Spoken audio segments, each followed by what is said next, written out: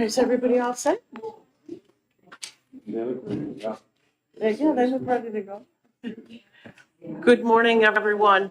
I'm going to bring the Committee of Conference on Senate Bill 417 to order. And so we've got a lot of papers here today, as usual. So what I'd like to do is we've had a number of individuals weigh in on it, and I'd like to thank Jenny and Kate for trying to put all of this together. And we've got a number of different proposals for this. And the first one, and I think you might have it, some proposal, a language proposed by the OCA. Do you have that at all? No. Senator Carson, if I may. Yep, please, go ahead. So I did, so I also want to just thank the House because I think, right off the bat here, it feels like we do have consensus on this important balance that we want to strike between, making sure our most vulnerable children are protected and also not pitting parents against the government. I think that's an important balance. And I think if we sort of work off that area of consensus, I do think we'll find agreement. But it is a delicate balance, right? Because, we know there is a small group of children who we really do need to protect. And of course, the vast majority of parents just, do the best by their children. So I don't believe, so we did discuss potential changes, but no language was actually shared. So I didn't know if we wanted to go, yeah. If there's a document on that, like I'm looking at in front of you, Okay. I don't have that. Okay, because I got this morning. Do we have copies of this? So maybe do we want to go through them? Well, yeah, it's up to you what you want to do. Okay, well, I think that Give the folks House these. members should be able to see those as well, to see what the request is. Do we have copies of that? Where are they? You have copies? Well, but not of these for everyone. No, I have this, Yeah, but we're gonna start with this. Okay. And then got it. we'll just look what the proposals I see. are. Yep. And then hopefully we can come together. If this is the document we spoke about over the weekend, you wanted us to wait until the meeting began. No, The meeting I has didn't begun. know about this All right, and until I came in this morning, that there was, there were a number of different proposals. As we spoke yesterday, I did not think it was appropriate that, I should get it and not the House members. That we Okay. should all come in together at the same time and see the documents at the same time. So, but I was not aware of this one from the OCA. This one I was surprised at. this is OCA right here. Yes, this is the OCA proposal. Yeah, in addition to some of the changes that we discussed also. So happy to we can go through each Yeah. one. We can go through them and, okay, well, do you want to do that? Sure. Okay. So starting with the first proposed change, section 2. The change from welfare back to safety or well-being in 1 and harmful in section 2. So again, the whole idea is to sort of strike this balance between ensuring we're protecting, of course, the safety and well-being of children, with this balance of, ensuring parents are not being pitted. So if we want to talk about that, that'd be great. Okay.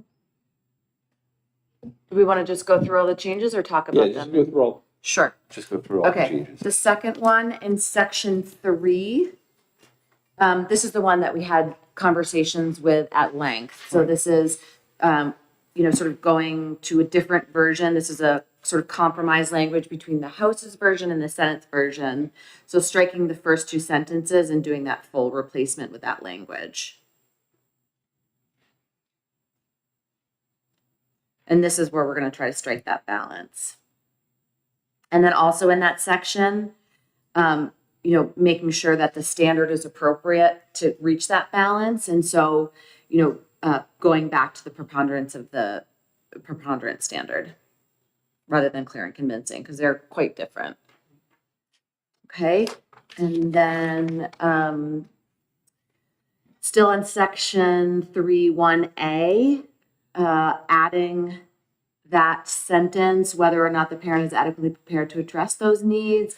And also this language that we talked about, psychological, educational, developmental disabilities, all of which are incredibly important. That's the section A. That's, Line 5. it's on, begins representative on page, the backside, page 2, beginning on line 5. You're welcome. And then in 3(1)AG, this is also something that we talked about. Again, striking that balance between the Second Amendment and child safety, just adding that language. And that's because we know that we had referenced the fact that there's already safe storage laws, and this just provides that reference in addition. So that's just adding that reference. And then this is a request of the Office of Child Advocate, this per se language after unsafe on line 19, I believe. Yeah. And then lastly, just it looks like, technical. So those are the extent of the changes. I really do feel like we're getting very close between the House version and the Senate. So do you want to have a break for the House to conference? Question. Yes. Am I assuming that the wonderfully worked out over the weekend version that's perhaps operative is the middle column? I'm not aware of this. What we can do actually is maybe with these proposed changes, we could actually put them in the bill with that, so we can actually see what it would look like. Would that be helpful? That would be great. Yeah. Okay, you mind in your stack, Yeah. Yep, they're right here. and then you can discuss them. Bill has one.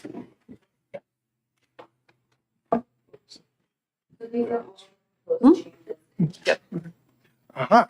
Question of the Thank chair. Yes. Seeing Yes, as we've Representative. hit 9:10 and there is a second bill that we're discussing, Correct.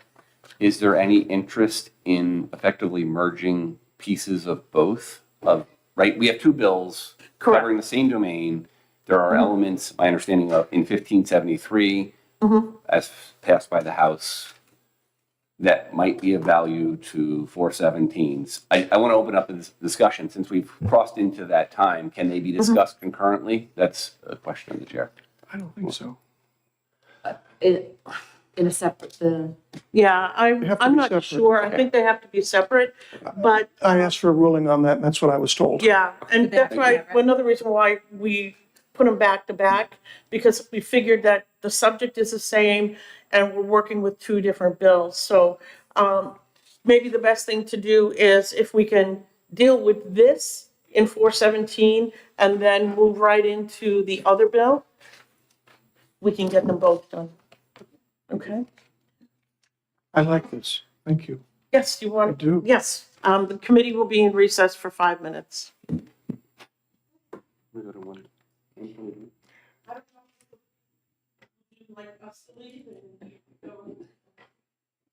can go to one. We can go.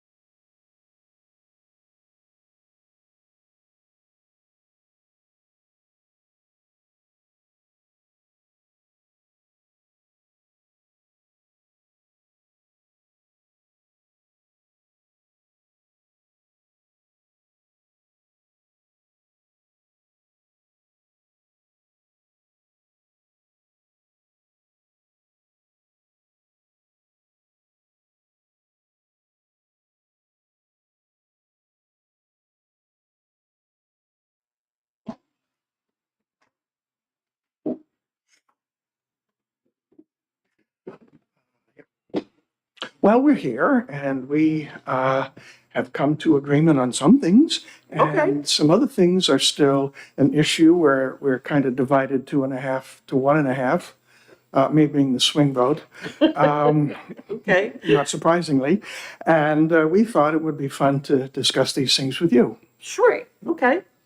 So I turn it over to one next to me. Sure. So I'm working from This one, the one with the red. okay, terrific. Great job. Very nice. I love seeing merges in real time. Thank you. So Sure. we're, just for the public, we're working off this, the document with the red line This changes. proposed amendment, right, relative to 1923H with red lines inserted. So starting on lines 15 through 19, right, we're changing safety and well-being, welfare to, right, we're removing welfare and putting in safety and well-being. Welfare of the child is a federal standard. It shows up a lot in statutes. I was trying to reach out to the judicial branch. That was pulled from current federal law relative to certain benefits. Ms. Cregan from the judicial branch can give us better insight there. But I do know welfare of the child is the language used at the federal level. I was in the process of trying to reach out to see if she could show up for this. Representative, Okay.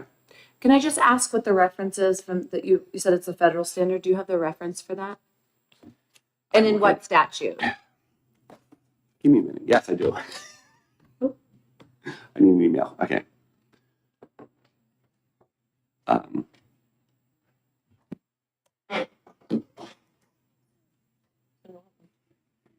So I'm going to come back. I'm going to table that one for a minute. When it comes to the changes in section 3, So you're on, lines 23 and following. yeah? So my concern is we're again wandering away from this presumption that the parent is innocent. No. Unfortunately, Ms. Cregan is watching but not physically available based on location. Representative, Kate, our policy person, just informed me that she did have a conversation, I believe, with Ms. Cregan. The word welfare in here does not apply because they're talking about siblings, and I believe that, Kate, am I correct in saying that it's just this particular section in dealing with siblings, not other sections? Okay. And so you, and just to clarify, it sounds like that the third floor has spoken with the judicial branch. And so the more appropriate term is safety or well-being. Would that be correct?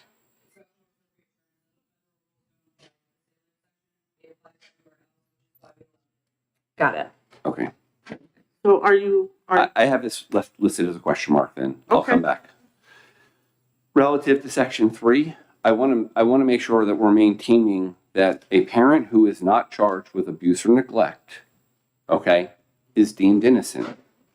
They're deemed a fit parent. Doesn't mean that DCYF can't come in and ask for an ex parte order. Doesn't mean that they can't make an accusation. But a parent who has not been charged, this is, I would, JR, I think that's what it's saying. It's saying you are fit, but they can rebut it.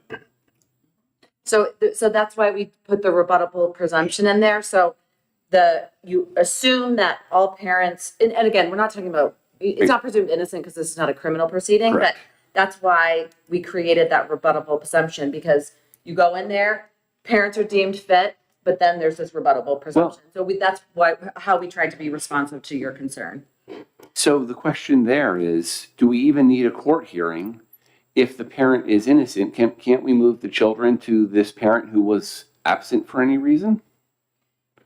So again, there's no, this is not a criminal proceeding. And so, it is in the child's best interest to make sure, and I'm sorry to bring up Harmony Montgomery, but again, that child was returned to a parent and that's what we're trying to avoid. And so that's why, to be responsive to your concerns, the parent is deemed fit. But there has to be some if we're going to return a parent, or if we're gonna return a child where the child has already been removed to a parent, we just want to make sure that those safety checks are in there.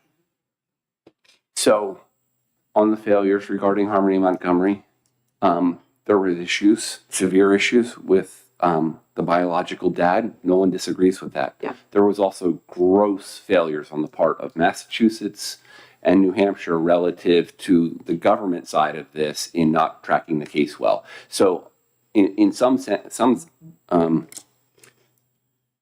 at some level, we, the state of New Hampshire, are not innocent either. And I'm always careful about making sure that we want to get the kids back to a biological parent or kin or near kin as soon as possible, because at some level that is in the best interest of the child.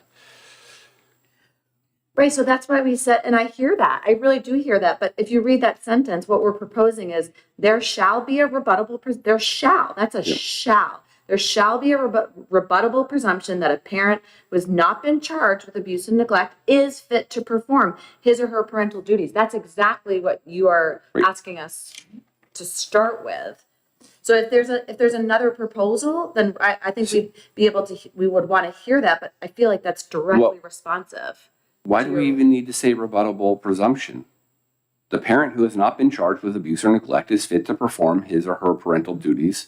I'm okay if we put it unless. Yeah, because I hear what you're saying now, but when we're giving instruction to the court we're giving instruction to the court for basically how to balance the interests of parents and children. And so we have to give them instruction about how to do that, right? I'm with you. Yeah. So I'm okay putting an unless at the end of the sentence. Okay. This makes it clear that the parent is deemed fit. We can give an expedited hearing if the state has concerns about this parent. But I have right. Well, so here's the thing. The court has to be involved in these situations because the child has already been removed. Correct. So the court has to be involved. So if the court is going to be involved, which they have to be, we have to give them instruction. And our instruction is exactly what you're saying. You got to deem the parent fit. And it's up to the government to say that they're not. So that's why. But that, if I may, Yeah. such parent shall be afforded upon request a full hearing in the circuit court regarding his or her ability to obtain custody. Yeah. That doesn't say that at all. It says, oh, I can go petition with the circuit court to get custody. It should be, right? The parent shall have custody unless the state has, I would say, clear and convincing evidence to the contrary. But that's what you got to read the second sentence with the first sentence. What you just said, we said that in the first sentence. Yes, but I would strike the entire lines 27 and 28. Such parent shall be afforded upon request a full hearing. That hearing is going to happen anyway. The parent doesn't need to request the hearing. It should be the state requesting the hearing that says this parent is not fit. There needs to be a hearing that says we're going to move the child from the state custody back to this parent. The state has a way to interrupt that process. So maybe we can think about amendments to lines 27 and 28, hearing your concerns. So we'll think about that. Okay. Relative to clear and convincing evidence versus preponderance, my understanding is preponderance is effectively 51% likely that something happened versus beyond a reasonable doubt, which is more like 99. Clear and convincing is somewhere in between. We've discussed it as 75% likely. I think that's a reasonable standard, that if there's really evidence that this parent is not fit to perform their duties, then they should easily be able to make that metric.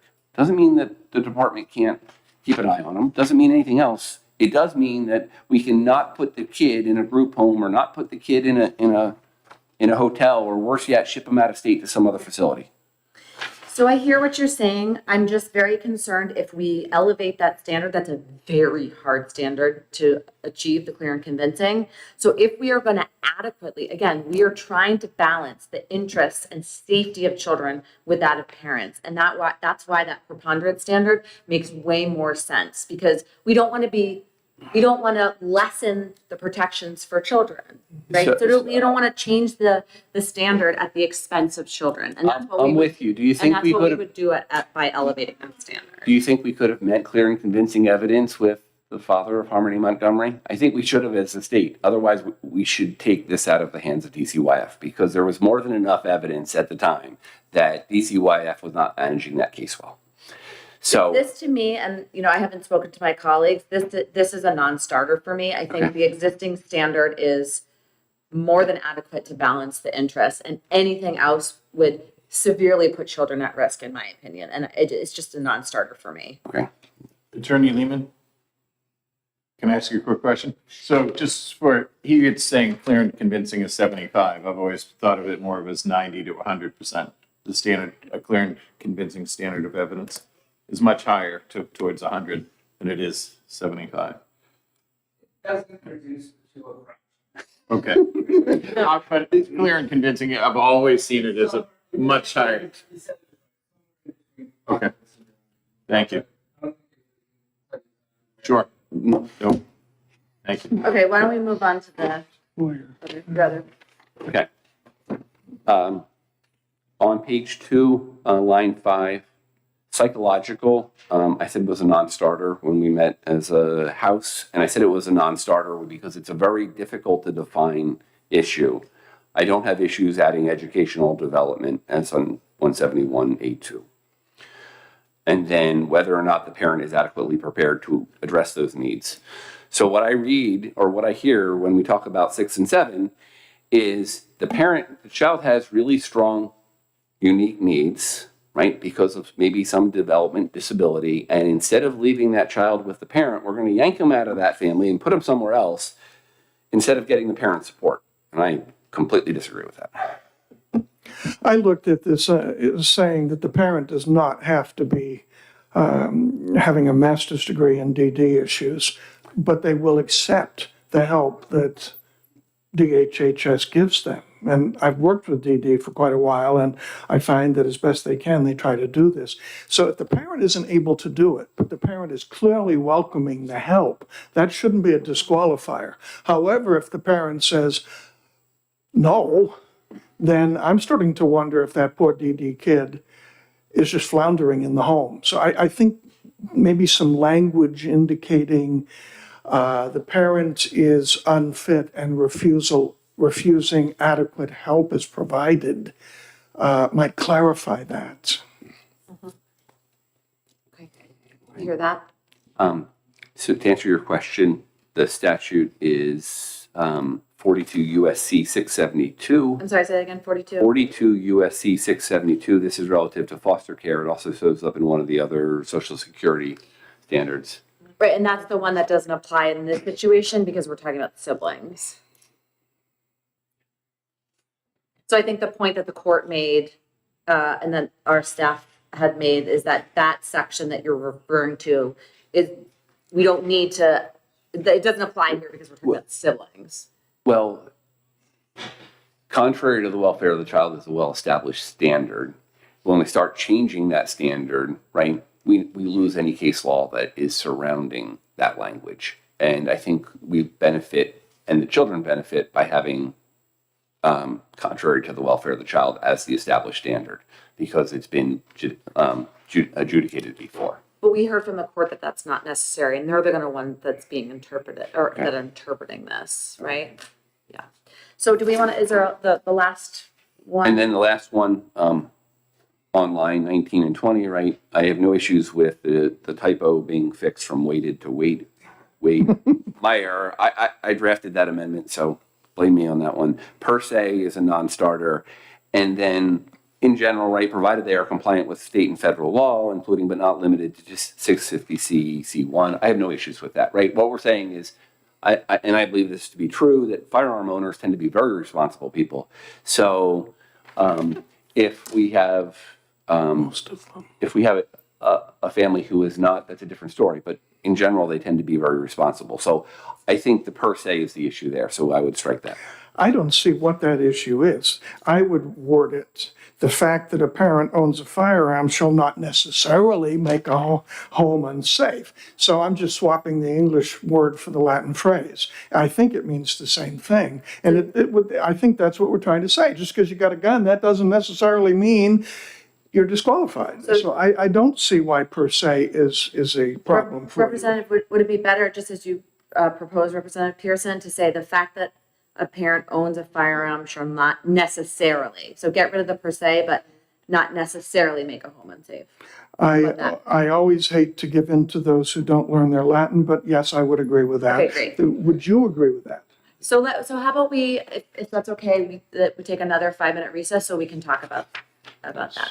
Okay? Okay. That sound good? Yep. You want us to go first?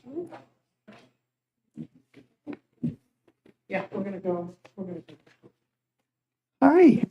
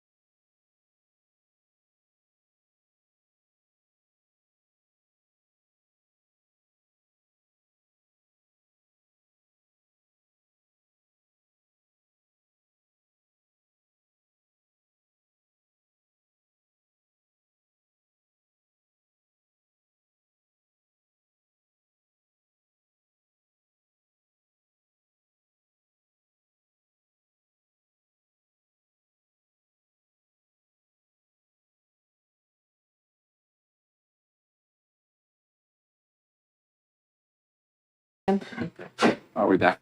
Yeah, we're back. So in section 7, when we were in the House, the staffing ratios were predicated on a 30-day occurrence for visits, and that changed to 60 during that time, which have the number of hearings and have the number of visits.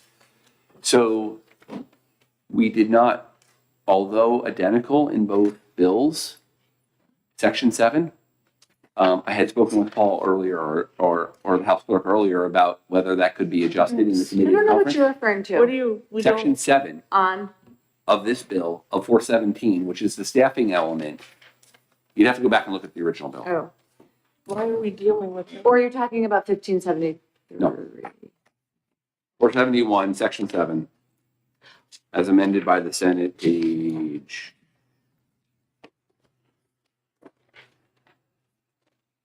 As amended by the Senate or as amended by the House? No, but it was page 7, as amended by the Senate, right, page 7. Bottom of page 7, right? It's the 8 Oh, yes. CPSWs and 2 JPPOs. And it came back up whether that staffing level was then appropriate, given the changes we made to the number of hearings. So I had asked on Friday for information from the department. I have not heard back yet relative to. So I just want to make sure that's, I see. Well, so if we may, we're all working off this document. I think, so to take these in turn. So line 15, we acceded to that request to make it consistent with line 19, correct. okay?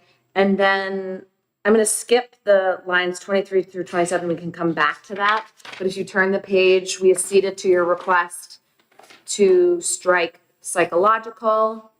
And then responsive to the House's concerns on line 18, we added the necessarily language, returned per se. So I think where the bulk of our conversation has been on lines 23 through 30. And we are confident that this is a compromise that adequately balances the safety of children and parental rights. So if we want to discuss that at all, If I may. yes. So minor change on page 2, lines 18 and 19. Let's leave per se in there and strike necessary. Okay, I'm okay with that. Okay. We had a discussion as the House, and so we're ceding to you per Great. se there. Great. And the Latin rules, and 19, the typo gets corrected. Great. So Good. I think with what you just shared, we're in sync other than lines 23 through 31 Okay. on page 1. Great. And staffing, which we haven't talked Do you want to discuss this further or do we want to recess to about. another So day? if I may, just so we can summarize for the people who can't see this document, lines 15 through 19, where it was, we were discussing contrary to the safety or well-being versus welfare, the same standard of harmful would be used Yep. to both. And it shall read, the department shall place a child with the child's siblings unless doing so would be harmful to the child or siblings, or otherwise not in the child's best interest. Yes. And then in paragraph 2, if the siblings are not placed together, reasonable effort shall be made to provide for visitation with siblings unless such visitation would be harmful to the child or sibling. Okay, I think that is the strongest possible language we can get there. So the only thing left is 23 through 30, and I don't know that we're going to resolve that today. I did ask, I understand what's here, and there's some additional language that's in a Word doc that I want to review with somebody on the outside. So we did get a chance to see that additional language, but that's brand new language. And I think process-wise, we can't bring brand new language, brand new policy to a committee of conference. So I don't think that would be appropriate. Well, so then we have to stay with clear and convincing evidence. So that's where the impasse is. I was trying to work with you guys relative to the request for leaving it with a preponderance of the evidence and creating. Can you explain why? So in today's hearings, at some point, when you get to the hearing and you're 2 days out and they say, look at what we just found. And under 169C, 12B, the parents are afforded a chance to get a continuance of 10 days, but meanwhile, the state has control of the children. And I firmly believe that children should be with their parents as the optimal location unless the state has compelling information that says you shouldn't. And just because you're afforded a continuance under 169C 12B doesn't guarantee that that evidence doesn't show up at the last minute. What we want to do is make sure that if there's evidence that the state has that this child shouldn't go there because there's some information they have, that it gets shared with the parent, and 5 days later we can have a hearing for that parent. So I hear what you're saying, but to me, that standard is non-negotiable for me. That standard achieves the proponents of the evidence standard achieves, I think, what we reach consensus with at the very beginning, that we want to do everything possible to protect children and, preserve parental rights. And so that feels like a non-starter for me, but if we want to just recess and then come back, but I mean, I could never agree to something that puts our most vulnerable children at risk, but understanding that balance. So perhaps. I think we're in agreement that we want to protect the children, absolutely. And these children have been removed from parent A who is abusing them, but parent B is absent, which is the case we're talking about, right? They were out of state. Who knows what's going on with parent B? And the state currently has custody of those kids. They should go to the parent unless the state has compelling evidence that that is not in the best interest of the child, because there would be real harm. And And we that's want the to case. write a statute that says that. Yeah, and that's the case. And I think the preponderance standard achieves just what you're saying. And 51% is not sufficient in the case that we're going to keep a child away from their parents. Right, and I understand I fully agree in a normal circumstance, but we're talking about a child who has already been removed, and I think that we should have an appropriate standard to review whether a child should go back to a situation that could potentially be unsafe. And so that's why I think that we have that rebuttable presumption with that standard. So I think Recess? we don't want to talk, I think we should recess and think through and then come back. Is this the only issue we still I have? think this is the only The issue. issue, and then we have to revisit the quantity of employees that was also discussed in House Finance. And it would have been a divide the question on the floor in the House. I had gone to the House clerk and asked about that. It was not taken up because I was told we could address it in committee of conference. Okay, so I think the Senate has to recess 417 and then the House would have to recess your bill. And when will we come back? So the proposal, Will be Thursday at 10. Thursday? Thursday at 10. And Pat, we will, if you and Jane could talk between yourselves and come up with somebody for me, that'll be acceptable to me. Yeah, I know we lose 2 House members. so the Thursday at 10 Thursday at 10. and he's, Chairman Pearson's available. okay, but Representative. Yes. Unfortunately, their schedules don't overlap well. So I have just asked Representative Long and Representative Wallner to confer and come up with a Democrat House member, and that will be acceptable to me. Yeah, and I will just say, as you're going into further conversations, I do feel like the Senate has conceded on a fair amount. I mean, there's certain language that I didn't put in my original bill. So I do feel like I would just ask the House to meet us halfway, and I feel like the Senate has done a whole heck of a lot to try to meet you in the middle. As the chairman of the House delegation, if we come down to one final sticking spot and it's 6-1, I'm prepared to make a replacement. Thank you. All right, so we're going to go ahead and recess this committee of conference on Senate Bill 417 until Thursday morning at 10 o'clock. I'm not sure which room it'll be in. We have to find an available. Okay, it's already booked? Okay, so it'll be in this room at 10 o'clock. Thank you. Thank you.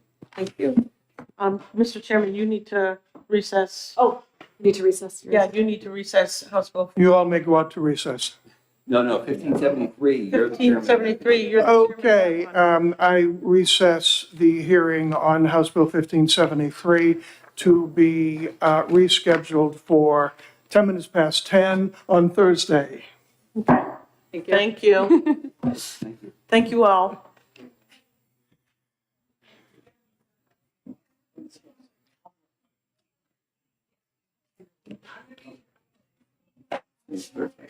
Your Thursday, and I will email. if the best deal they're willing to take.